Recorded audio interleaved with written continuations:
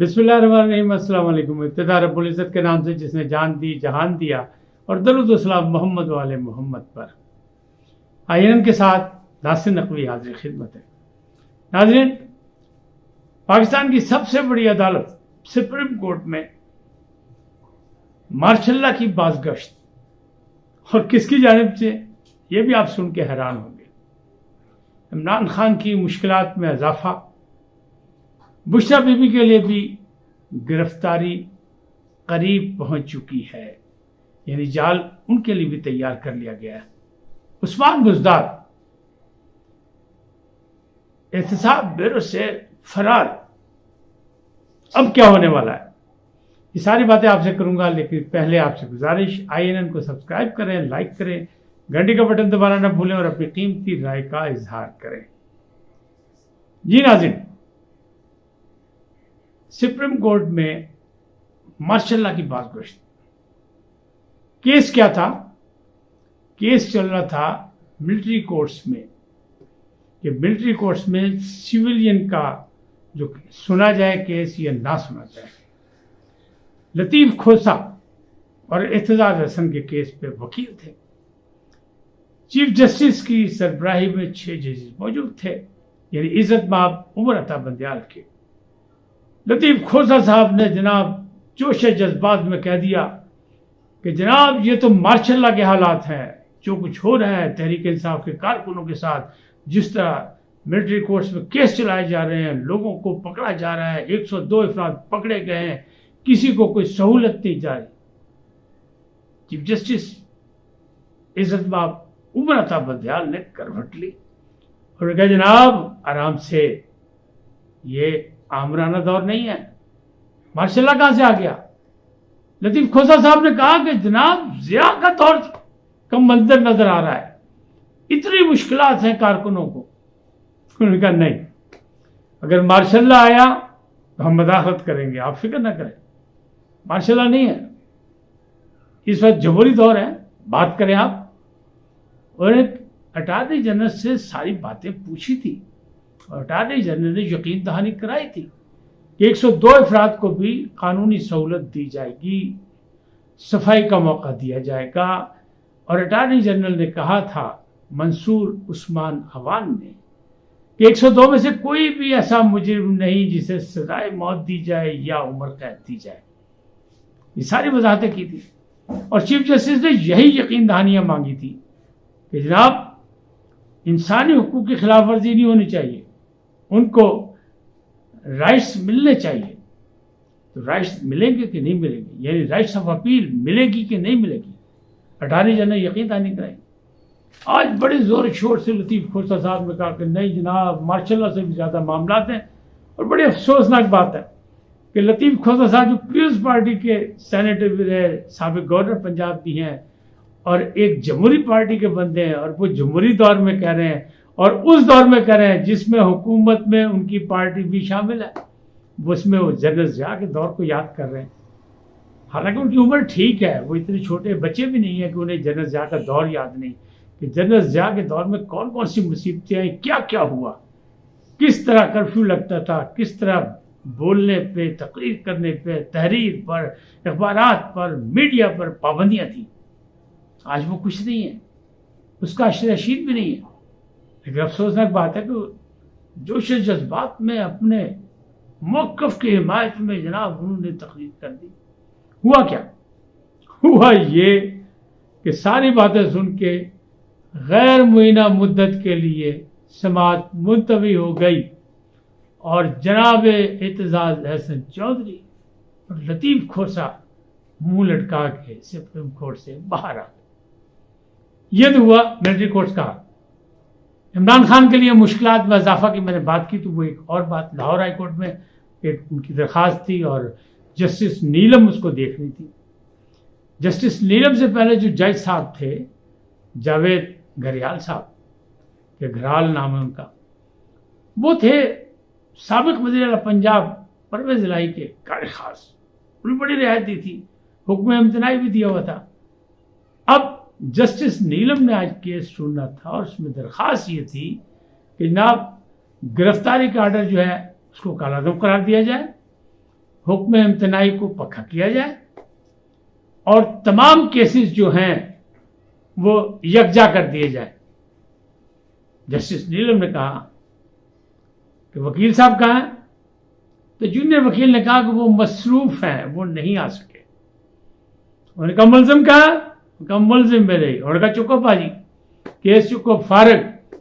انہوں نے ختم کر دیا، بلکہ حکم امتناعی بھی ختم کر دی، اور پنجاب پولیس کو ہاتھ ان کے کھول دیے گئے، جو ہاتھ باندھے گئے تھے نا کہ عمران خان کی گرفتاری نہیں کر رہی، انہیں ان کو آزاد کر دیا۔ یعنی اب عمران خان کو لاہور ہائی کورٹ کے حوالے سے بھی اجازت گرفتاری کی ان کی مل گئی ہے، اور پولیس ان کو گرفتار کر سکتی، لیکن میں اپنے موقع پہ قائم ہوں کہ ابھی گرفتاری نہیں ہوگی۔ یہ صرف شیر آیا والا مسئلہ ہے۔ گرفتاری کی باتیں سب کر رہے ہیں، لیکن میں نے کل بھی کہا تھا اور آج بھی کہہ رہا ہوں، کبھی گرفتاری نہیں ہوگی۔ تو جسٹس نیلم نے اور منجی بھائی پچھلے دس اٹھتی، انہوں نے کہا نہ جو ہے تو کیس چکو نہ جاؤ۔ جب وکیل بھی نہیں آ رہا، جب ملزم بھی نہیں پیش ہو رہا، تو پھر کس بات کا کیس سنا جائے؟ ٹھیک، بڑا فیصلہ آ گیا۔ اب اگلی بات سنیں۔ اگلی بات یہ ہے کہ عمران خان صاحب نے گزشتہ روز خطاب میں جو دھماکہ خیز خطاب تھا، جس میں سب پرانی باتیں تھیں، نئی باتیں نہیں تھی، اس میں انہوں نے کہا تھا کہ اعظم خان پیشہ ور انسان ہے اور ایماندار آدمی ہے۔ یہ ایماندار آدمی نیب پہنچ گیا، وہ کہتے جب تک میرے سامنے وہ گواہی نہیں دے گا میں نہیں مانتا، یہ زبردستی کا اس کا بیان ہے، جعلی بیان ہے، وہ سلطانی گواہ نہیں بن سکتا۔ جناب وہ نیب پہنچ گیا، 3.5 گھنٹے اس نے بیان بھی اپنا ریکارڈ کرایا اور نیب کے افسران کے باتوں کا جواب بھی دیا، ان کے سوالات کا جواب بھی دیا۔ اس نے کہا جناب یہ جو القادر ٹرسٹ ہے، اس کا معاملہ جو تھا اس میں 3 آدمی تھے، عمران خان صاحب، ریاض ملک اور شہزاد اکبر۔ شہزاد اکبر سہولت کار تھے، ریاض ملک جو تھے وہ پیسے لینے دینے والے تھے، انہوں نے یہاں سے پیسے باہر پہنچائے، باہر سے یہاں آئے، حکومت واپس دی، یعنی ایک حکومت تھی، عمران خان تھے اور ریاض ملک تھے۔ اب وہ یہ گواہی دے گا کہ ہاں جی یہ پیسے آئے اور کس طرح آئے، کیسے ہوا، اس کی اجازت کیسے ہوئی، ان کا لفافہ بند تھا، اور خان اعظم نے کیبنٹ میں جناب لفافہ لہرایا اور انہوں نے کہا میں صادق اور امین تم لوگوں سے کہہ رہا ہوں، مین آف لا ہوں، میں کہہ رہا ہوں اس کی منظوری دے دو۔ منظوری دیتی جناب۔ اب بتائیں یہ سلطانی گواہ کس طرح اس کو برداشت کریں گے عمران خان جب مد مقابل کھڑا ہوگا؟ انہوں نے کہا جناب کچھ نہیں ہوا، شہزاد اکبر اس کے سہولت کار تھے، انہوں نے بھی فائدے اٹھائے اور انہوں نے سارے انتظامات کیے القادر ٹرسٹ کے، اور یہ جو کچھ بھی کیا ریاض ملک نے۔ اب اگلی گواہی آئے گی ریاض ملک کی، تھوڑا سا سوچیں، عمران خان کے جو حمایتی ہیں خاص طور پر وہ سوچیں۔ ہم اور آپ تو سوچ ہی رہے ہیں، ہم آپ تو جو دیکھ رہے ہیں اس کی باتیں کرتے ہیں، ہمیں کسی سے تو لینا دینا کچھ نہیں ہے، ہم کسی کی پارٹی نہیں ہے، لیکن ذرا سا سوچیں کہ اگر ریاض ملک بھی سامنے آگے کھڑے ہو گئے اور انہوں نے اعظم خان کی باتوں کی تردید کے بجائے تائید کر دی، پھر کیا ہوگا؟ کیونکہ عمران خان صاحب نے جو نیب میں بیان دیا القادر ٹرسٹ کے حوالے سے، اعظم خان کا بیان اس سے بالکل مختلف ہے، آپس میں وہ ملتے ہی نہیں۔ یعنی یہ بیانات بالکل اسی طرح جیسے کہتے ہیں نا طوائف کے بچوں کی شکلیں نہیں ملتی، اسی طرح بیانات کی شکلیں بھی آپس میں نہیں مل رہی۔ اور ابھی تیسرا جو جھٹکا لگنا ہے وہ ریاض ملک کی طرف سے، کیونکہ شہزاد اکبر تو ملک سے باہر ہیں، غائب ہیں۔ اب آگے چلتے ہیں۔ اچھا ایک اور وسیم اکرم پلس، ان پہ بڑا اعتبار تھا، بڑا کمال تھا، اور ان کو وزیر اعلیٰ پنجاب اس لیے بنایا گیا تھا، سب سے بڑے صوبے 12 کروڑ کے عوام کا صوبے کو دیا گیا تھا، عثمان بزدار کے حوالے کیا گیا تھا۔ کیوں؟ اس لیے کہ وہ انتہائی شریف آدمی تھے، نیک آدمی تھے، کم گو تھے، ان کے گاؤں میں بجلی تک نہیں تھی، لہٰذا ان کو دیا گیا۔ پھر لوگوں نے دیکھا کہ جناب وزیر اعلیٰ پنجاب زمین پہ بیٹھا نظر آتا تھا عمران خان کے سامنے۔ کیوں؟ کہ مرشد بشرا بی بی کے حوالے سے وہ زمین پہ بیٹھا رہتا تھا، وہ کبھی سامنے نہیں آیا۔